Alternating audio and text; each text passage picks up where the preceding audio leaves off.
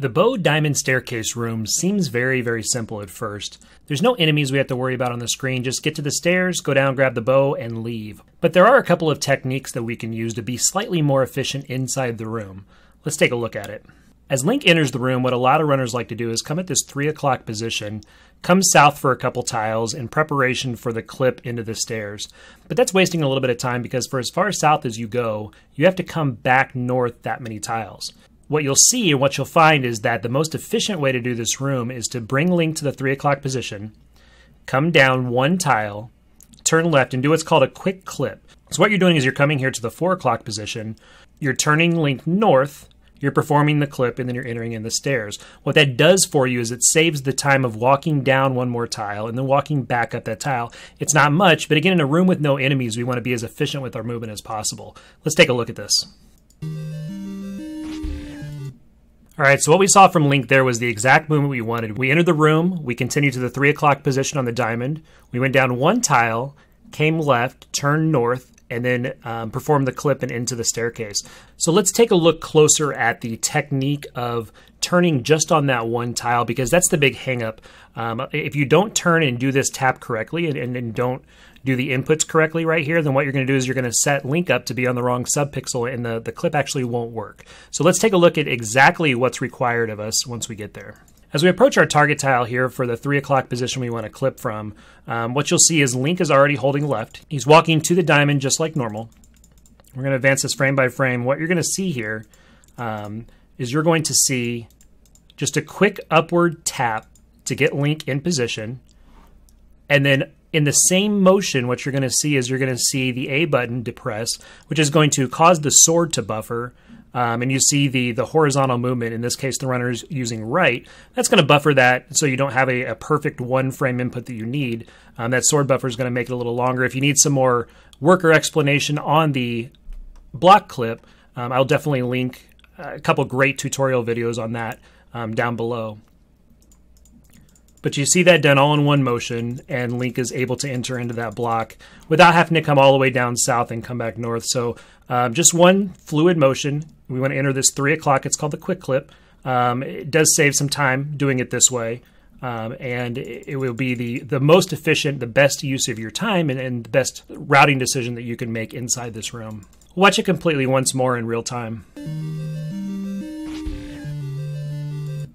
All right, so no wasted movement, just get right to the 3 o'clock position and get in. Once we're underground in this room, the only thing standing between us and the bow are the 4 keys. The only question here is whether or not it makes sense to boost. Some people, if a keys gets down here too low, they might have seen a runner before use the boost, or they're wondering, when should I use that boost? Does it make sense to do that, or does it not? According to Eunos, damage boosting in a good direction saves 14 frames of walking, but a half-heart additional refill, which is what you'll take from the keys for that damage, is 21 or 22 frames, netting a 7 to 8 frame loss. If the boost saves a sword swing, that's 5 to 6 frames saved at most.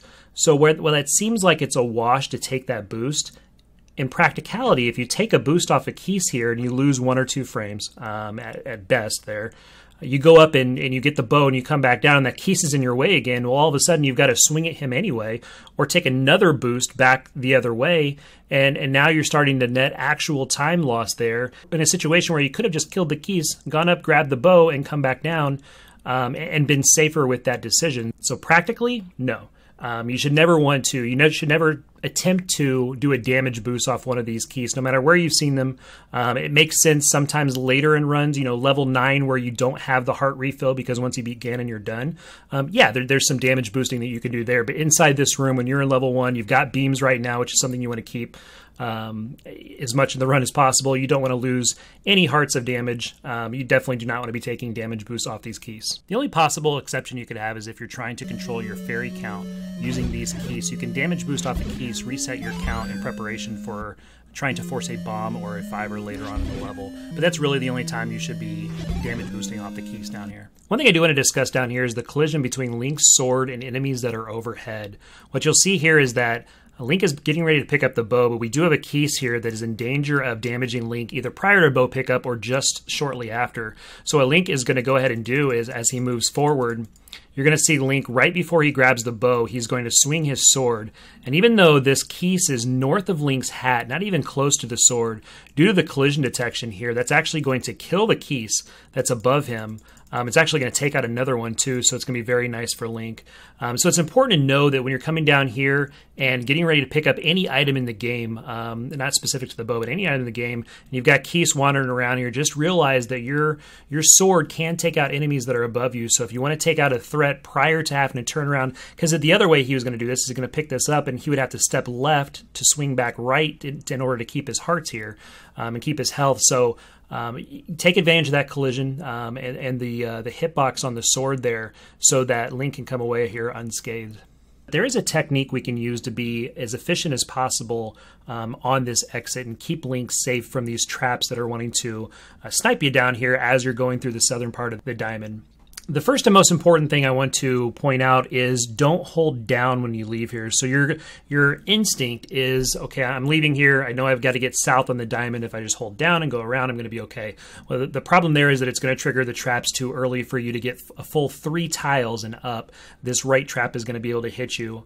And if you're too slow, the left trap can actually hit you from behind too. So what you're going to see here is you're going to see how not to do this. Don't hold south when we're leaving here because you are in danger of these traps before you can get around this diamond. So if we don't hold south, what can we do? We can hold right, and what that's going to do is it's going to delay these traps seeing you until you get another tile to the east, and then we're going to go around just the southern part of the pyramid, and there's a great video on multi-directional inputs that you're going to want to take a look at, and we'll link for you.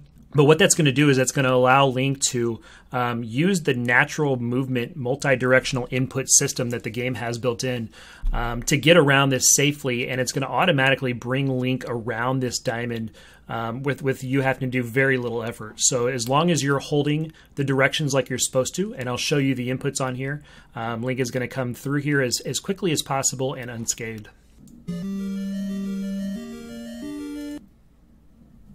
Okay, so what you saw Link do there is you saw Link hold right, and then he would start holding a couple different inputs at the same time. So let's break this down and let's actually take a look at this just a little bit closer. And if you do exactly what Link is doing right here, you'll get around this diamond every single time. Okay, so on the exit of the diamond staircase, what you see Link doing is as soon as he gains control, he's going to be holding right. Again, we're trying to get against this block, so we're not activating the traps down here. If we advance it forward, what you're going to see is you're going to see the second direction being held down at the exact same time. So you're going to see a right direction and you're going to see down also. And what that's going to do is that's going to transition Link into the southern movement that you see, and then he's going to start holding right. Well, again, the multi-direction movement has a great video on it that you can go and you can kind of get in depth with this. All right, what's going on here is that the second direction that is held down is going to take priority inside a dungeon. So Link was holding right, started holding down, then started holding right again, and there's nothing there. There's no obstacle or anything like that. So Link is going to turn right even though down is held. So you can hold both down and right here. And what's going to happen is Link is going to make this turn that we see. And then you're going to see this again. So as the trap is coming towards you, once Link clears that block, you can still hold right. And when you switch to up, so you're holding up and right now, the new direction is going to take precedent. And Link is going to clear that block. You don't have to be perfect on when you hold up. What's going to happen here is if you press up as you're clearing this, then what's going to happen is the new direction is going to take priority, and that diagonal is going to force Link up till he hits that block. And what you see here is you see the runner just holding up, and then he's going to be able to hold right as soon as he clears this trap, and you can even do some advanced pumping techniques if you want to make it to the door even faster. But that's the way he gets through the diamond. So you can use the multi-directional input to your advantage, holding down right here and then up right here. And what's going to happen is that new direction, again, you're going down and then you start holding right, and it's going to bring you to the right inside of a dungeon. And if you're holding right and you start pressing up, it's going to move you up. That's going to clear you through this automatically. It's just going to be a very free walk It's going to be very natural, and this trap will never get you if you use those inputs the same every single time. That's the best way around that diamond. It's the safest way. You don't have to sit there, play the game of chicken, and bring Link south, let the traps close, and then walk through that while they're going back to their natural position. You don't have to do that. This is the safest. This is the easiest way. Everybody can do it. Give it a try a couple times. It'll feel natural after a while. Once you've cleared this, all you got to do is walk to the door, and that's it. So those are the two techniques for this room. We've got the short, quick clip right here that you want to do in the 3 o'clock position, and once you leave, you want to be holding right, not down, and then use down right, upright, and that's going to get you around that diamond. And that's it. That's all there is to this room. Let's watch that silky smooth level 1 bow staircase exit one last time.